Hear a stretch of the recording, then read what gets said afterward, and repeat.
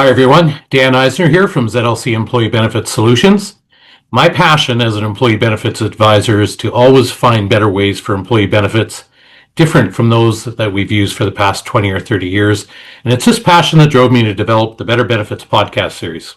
In these podcasts, I leverage my relatively unique profile, having almost 25 years experience as an employee benefits advisor, and being the only chartered professional accountant working in this industry in the local market. As I've noted every year in my articles and podcasts, inflation in the employee benefits area is almost always going to be higher than general consumer inflation. So you need to be prepared with the right information for budgeting purposes. At ZLC Employee Benefits Solutions, we're proud to be one of the few advisors in the market that provides an annual inflation forecast to help our clients. And in this episode of the Better Benefits podcast series, I'm going to share our 2026 forecast. So let's get started. Look, we've all likely heard the word inflation more in the last 2 to 3 years than in the previous 20 years. Recently it's been front and center for the majority of Canadians on a personal level, but inflation has always been and will continue to be a significant issue for the employee benefits industry. Employee benefits plans inflation has fluctuated from year to year, but has generally averaged about 6% per year over the last 25 years. During the COVID-19 pandemic years, we saw that annual inflation run higher than the historical average, but thankfully we've seen it decline steadily through to 2025. However, the bad news now is that the employee benefits inflation is starting to increase again, but it's still well above general market inflation, even though it's recently come down. Going forward, we expect the perfect storm to continue to drive inflation for group benefits. It's just more employees are using the plans, using them more often, and using them for more expensive items. In spite of this ongoing and persistent inflation for group benefits, businesses continue to be under pressure to not only maintain those benefits, but also to look to enhance their employee benefits programs. Employees continue to place a high value on group benefits plans when they choose to join a new company or stay with their existing employer. As well, many employees indicate that the value they attribute to these plans is higher today than before the pandemic. So let's look backwards before we look forward. So last year at this time, we projected that employee benefits plans in 2025 would increase by approximately 6%. And that was better than 7% in 2024. Okay, and we've been pretty accurate with our crystal ball projections at ZLC, and actual inflation levels this year have generally been very close to our 6% projection for the year. So let's take a look at what we're expecting for 2026 by the major areas.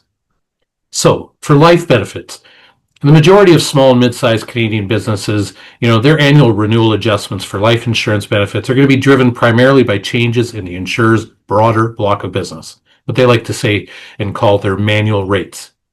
Okay, the Canadian working population just continues to age, and the more recent positive impacts that we saw on aging due to the strong inflow of immigrants into Canada who are relatively younger, that's now disappeared as immigration levels have returned to historic levels. So we're expecting life benefits to again increase by about 3 to 5% in Canada across the board. So long-term disability, kind of the same as we see for the life benefit, the aging population has largely been driving disability rates. Okay, while we recently saw the incidence and duration of mental health claims subsiding a bit, that appears to no longer be the case, and Canadians continue to struggle with mental health issues. As well, disability claims continue to be complicated by a general reduction in the quality of healthcare across Canada. Okay, that said, it's important to note that in this area, most plans in Canada require that employees pay the LTD premium to ensure a non-taxable benefit, so any inflationary pressure in this area is more often a burden to employees rather than to the plan sponsors themselves. So for 2026, we're expecting long-term disability increases to be around the 6 to 8% mark. Okay, extended health. This is where the bigger money is and the bigger risk of inflation, and the perfect storm is felt the most in this area. In 2025, we saw the introduction of some new generic drugs for a couple of high-cost drugs, and that yielded us some savings, but we're not expecting anything of significance in 2026 around new generic drugs. And we've been speculating for years around the introduction of the National Pharmacare Plan, and this is coming to fruition, but only for a few provinces, with BC being one of them.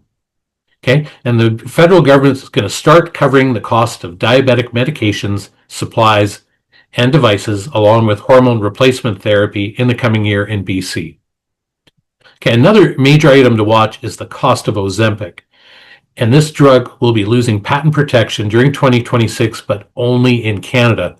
And we expect to see kind of generic or biosimilar versions of Ozempic coming online very quickly in the new year. All that said, we're expecting extended health benefits to increase anywhere from 6% to 10% in the next year. Again, largely driven by your own demographic needs and your past utilization.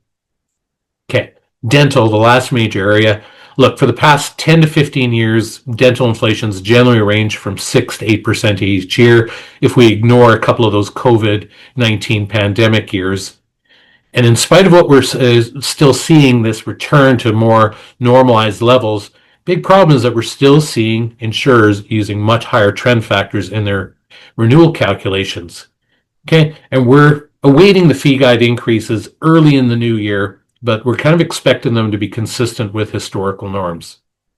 Okay, one other thing that we're keeping an eye on here is the impact of corporate dentistry and the impact of that consolidation of practitioners on plan costs. So overall, we're expecting dental inflation to go back to about 5 to 7% levels. Okay, those are the different areas. When you combine them together, it's really just some simple math. When we look at a typical benefit plan in Canada, the life benefit usually accounts about 5 to 10% of the total costs. LTD, usually 15 to 20%. Health, around 40 to 50%. And dental, around 20 to 30%. We've got a couple other benefits in there, but they're usually below 10% and running more at general inflation levels. So when you take that distribution and you combine it with the projections that I've just talked about, we're looking at about 7% projected annual inflation for 2026. Again, that's what we're expecting on average.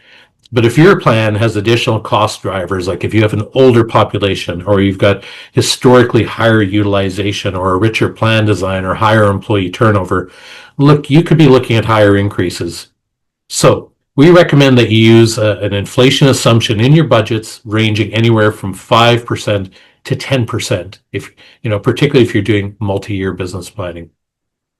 Okay, you've heard my thoughts and opinions, so let me know what you think. How does this compare to what you're hearing from your current advisor or what you're hearing from other advisors in the market? And as always, I'm really interested to know if there are other topics that you want to see me cover in future podcasts.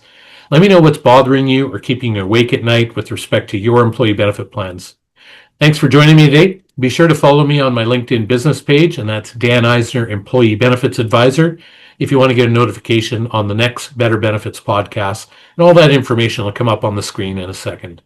Thanks so much.